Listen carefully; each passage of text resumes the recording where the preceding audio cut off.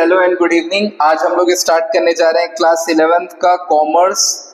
Commerce यानी क्या होता है, सबसे पहला सवाल ये उठता है। तो कॉमर्स यानी जहाँ पे बात होगी बिजनेस के बारे में, जहाँ पे बात होगी पैसों के बारे में, बिजनेस की प्रॉब्लम्स के बारे में, बिजनेस का हिसाब किताब कैसे किया जाता है, ये सब बातें कॉमर्स के अंदर होने वाली है। आज हम लोग जो सब्जेक्ट स्टार्ट करने जा रहे हैं जिसका नाम है अकाउंटेंसी। हर सब्जेक्ट का अपना एक ऑब्जेक्टिव होता है। कोई भी सब्जेक्ट अगर हम पढ़ रहे हैं तो उसके पीछे उसका ऑब्जेक्टिव होता है कि वो सब्जेक्ट हम क्यों पढ़ रहे हैं। तो अकाउंटेंसी सब्जेक्ट जो आज हम लोग स्टार्ट करने जा रहे हैं, जो हमें बिजनेस की अकाउंटिंग करना सिखाएगा। अकाउंटिंग करना यानी, अब देखिए, कोई भी पर्सन जो बिजनेस कर रहा है, भले एक छोटी सी चाय दुकान चला रहा हो, बड़ी सी कंपनी चला रहा हो, वो और कुछ करे ना करे बट अपने पैसों का हिसाब जरूर करता होगा। अब हिसाब किताब ही हमें ये सब्जेक्ट करना सिखाएगा कि किसी भी बिजनेस का हिसाब किताब कैसे किया जाता है, जिसको हम बोलेंगे अकाउंटिंग। अब ये हिसाब किताब यानी कि भाई मैंने कितना पैसा कमाया, कितना पैसा मैंने खर्चा कर दिया, मुझे किससे पैसा लेना है उसका हिसाब रखूंगा, किसको पैसा देना है उसका हिसाब रखूंगा, कितना मैंने साल भर में सामान खरीदा, कितना मैंने साल भर में सामान बेचा, यही सब तो हिसाब किताब है। तो अकाउंटिंग यानी हमें किसी भी बिजनेस का हिसाब किताब करना सीखना है। बट ये सब्जेक्ट को पढ़ने से पहले कुछ ऐसे वर्ड्स हैं जिसके मीनिंग आपको पता होने चाहिए, कुछ ऐसे बेसिक टर्म्स जिसका नॉर्मली आप कुछ और मीनिंग समझते हैं बट अकाउंट्स की दुनिया में उसका मीनिंग कुछ और है। आज अपन उन्हीं वर्ड्स को डिस्कस करेंगे, वो टर्म्स जो हमें साल भर, चाहे 11th की बात करूं चाहे क्लास 12th की बात करूं, ये टर्म्स आपको सुनने को जरूर मिलेंगे। चलिए वन बाय वन करके उसको डिस्कस करते हैं, जिसमें सबसे पहला टर्म है वो है कैपिटल। अब भाई मुझे अगर बिजनेस करना है तो क्या बिना पैसे के बिजनेस हो सकता है क्या? नहीं भाई, अगर एक छोटी सी चाय दुकान भी अगर चालू करना है तो पैसा लगाना पड़ेगा। तो जो पैसा आप बिजनेस में लगाएंगे अपने ओन फंड से, उसको हम यहाँ पे नाम देंगे कैपिटल। भाई बिना पैसे के आज की डेट में नॉर्मल बिजनेस नहीं होता है, तो जो पैसा आप बिजनेस में अपने ओन फंड से लगाएंगे उसको मैं यहाँ पे बोलूंगा कैपिटल। अच्छा, कहीं से उधारी लेके लगा दिए तो उसको हम फिलहाल यहाँ पे कैपिटल नहीं बोलेंगे, उसको हम बोलेंगे वो हमारा लोन है जो मुझे एक टाइम के बाद वापस करना है। सेकेंड मोस्ट इंपॉर्टेंट टर्म है हमारा एसेट्स। चाहे मैं कॉमर्स की बात करूं चाहे मैं नॉर्मली लाइफ की बात करूं, एसेट्स यानी मोस्ट इंपॉर्टेंट टर्म होता है। एसेट्स यानी होता है हर एक वो चीज जो मुझे पैसा कमाने में मदद करे, वो मेरे लिए होता है एसेट्स। हर एक वो चीज जो मुझे पैसा कमाने में मदद करे वो मेरे लिए होता है एसेट्स। लाइक अगर मैं अपनी बात करूं, अपनी क्लासेस की बात करूं, मेरे लिए एसेट्स क्या है? ये बोर्ड जिसमें मैं पढ़ा रहा हूं, ये बेंचेस जो इसमें बच्चे बैठते हैं, ये प्रोजेक्टर जो मैं क्लास में यूज कर रहा हूं, ये आईपैड जिसमें मैं क्लास में लिख रहा हूं, ये सब मेरे लिए एसेट्स हैं। हर एक वो चीज जो मुझे पैसा कमाने में मदद करता है, लाइक ये मोबाइल जिससे मैं रिकॉर्ड कर रहा हूँ अपनी क्लासेस, वो भी मेरे लिए एसेट्स है क्योंकि मैं इससे क्लासेस में यूज कर रहा हूँ। तो हर एक वो चीज जो मुझे पैसा कमाने में मदद करे वो मेरे लिए होती है एसेट्स। एसेट्स को यहाँ पे दो हिस्सों में बांटा गया है, वो होता है नॉन करेंट एसेट्स और दूसरा होता है current assets. Non current assets यानी जो मेरे बिजनेस के लॉन्ग टर्म एसेट्स हैं, जो मेरे बिजनेस के लॉन्ग टर्म एसेट्स हैं। लाइक ये बोर्ड 2-3 साल से यूज कर रहा हूँ, 3-4 साल और यूज हो जाएगा तो ये मेरा नॉन करंट एसेट्स है।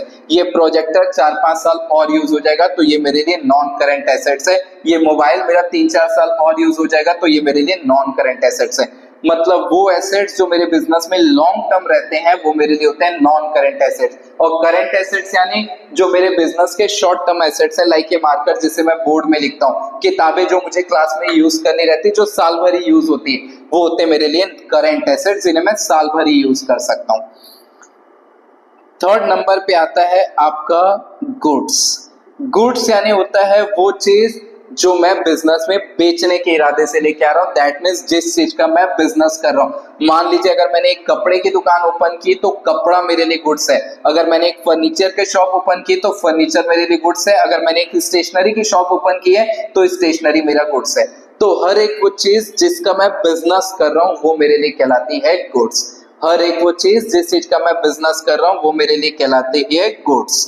नेक्स्ट मोस्ट इंपॉर्टेंट टर्म है वो होता है मेरा डेटर्स। डेटर्स यानी वो पर्सन जिसको मैंने उधारी में सामान बेचा है।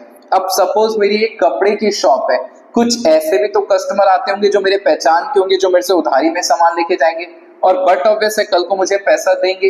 तो वो लोग जिनको मैंने उधारी में सामान बेचा है और जिनसे मैं फ्यूचर में पैसा लेने वाला हूं, वो पर्सन कहलाते हैं मेरे डेटर्स। वो लोग जिनको मैंने उधारी में सामान बेचा और जिनसे मुझे फ्यूचर में पैसा मिलने वाला है, वो पर्सन कहलाते हैं मेरे लिए डेटर्स। क्रेडिटर है हिंदी में देनदार, लेनदार।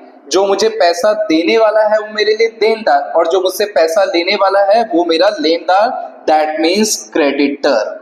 नेक्स्ट टर्म है दैट इज लाइबिलिटीज। लाइबिलिटीज यानी जो भी आपके बिजनेस में टोटल उधार है। देखो भाई, अगर आप बिजनेस कर रहे हो तो हो सकता है आपको 10 जगह पैसा देना हो, कहीं किराया देना बाकी है, कहीं से आपने लोन ले लिया है, कहीं से आपने सामान कुछ उधारी में लिया है, या 10 जगह आपको पैसा देना है। तो जो उधार आपको फ्यूचर में देना है वो बोला जाता है यहाँ पे लाइबिलिटीज। दैट मीन्स हर तरह का उधार जो मुझे फ्यूचर में देना है वो मेरे लिए कहलाती है लाइबिलिटीज, प्लस हर तरह के ऑब्लिगेशंस जो मुझे फ्यूचर में फुलफिल करना है वो मेरे लिए होते हैं लाइबिलिटीज। नेक्स्ट टर्म है वो आपका है ड्रॉइंग्स। ड्रॉइंग्स यानी वो वाली ड्रॉइंग्स नहीं जो आप जानते हैं। यहाँ पे ड्रॉइंग्स का मतलब होता है जो पैसा आप बिजनेस से अपने पर्सनल कंजप्शन के लिए निकालते हैं। भाई अगर आज मुझे पैसा चाहिए तो मैं कहीं से उधारी लेने जाऊंगा या मेरी शॉप, मेरे क्लासेस में जो पैसा रखा वहां से निकाल लूं? तो भाई जो मेरी क्लासेस में पैसा रखा वहीं से निकालूंगा। या सपोज मेरी एक कपड़े की शॉप है, मुझे अगर अपने लिए कपड़े चाहिए तो कहीं से उधारी लेने जाऊं या अपनी शॉप से निकाल लूं? बट ऑब्वियसली अपनी शॉप से निकालूंगा। तो जो भी चीज आप बिजनेस से अपने पर्सनल कंजप्शन के लिए निकालते हैं, चाहे वो पैसा हो चाहे वो सामान हो, उसको हम यहाँ पे नाम देते हैं ड्रॉइंग्स।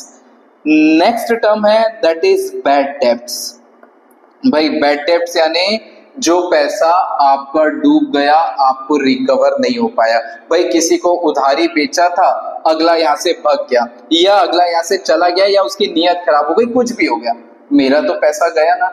तो जो पैसा मेरा डूब गया, मुझे डेटर से नहीं मिल पाया, that is called bad debts. जो पैसा मेरा डेटर से नहीं मिल पाया उसको मैं यहाँ पे बोलता हूँ वो मेरा बैड डेब्ट्स हो गया।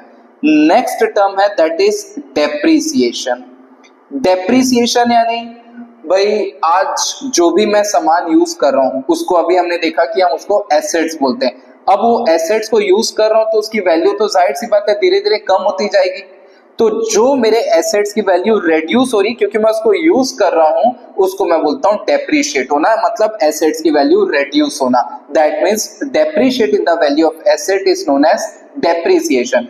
हाँ, कुछ एसेट्स की वैल्यू एप्रिशिएट होती है, लाइक अगर आपने एक लैंड खरीदा है तो उसकी वैल्यू हमेशा बढ़ती, वो एप्रिशिएबल एसेट्स है। बाकी नॉर्मली जो एसेट्स होते हैं वो डेप्रिशिएबल एसेट्स होते हैं, मतलब वैल्यू का रेड्यूस होना। नेक्स्ट टर्म है दैट इज स्टॉक। भाई अगर आप बिजनेस कर रहे हो तो आपके पास एनी टाइम स्टॉक तो रहता होगा, मतलब गुड्स। तो जो सामान आपके बिजनेस में रखा हुआ है दैट मींस उसको हम बोलते हैं यहाँ पे stock. Goods which remain unsold. हम लोग क्या करते हैं नॉर्मली, साल के आखिरी दिन हिसाब किताब करते हैं कि साल भर में भाई कितना सामान बिक गया है, और जो बच गया है उसके लिए हम लोग नॉर्मली वर्ड यूज करते हैं ये हमारा स्टॉक है। नेक्स्ट है डिस्काउंट। ये आप जरूर जानते होंगे, जो नॉर्मली आप समझते हैं। यहाँ पे उसका मीनिंग कुछ और नहीं है, यहाँ पे वही मीनिंग है जो आप जानते हैं, मतलब वैल्यू का रेड्यूस होना। गुड्स में हम लोग जाते हैं तो कहीं ना कहीं प्राइस में लेस होता है, रेड्यूस करवाते हैं। डिस्काउंट मतलब जो हम नॉर्मली डिस्काउंट समझते हैं वही डिस्काउंट है, यहाँ पे कोई और डिस्काउंट नहीं है। ये हमारे कुछ बेसिक टर्म्स है जो हमको अभी साल भर अकाउंट्स में सुनने मिलेगा। इसके अलावा और बहुत सारे वर्ड्स हैं जो हम लोग धीरे धीरे अकाउंटिंग करते टाइम समझेंगे।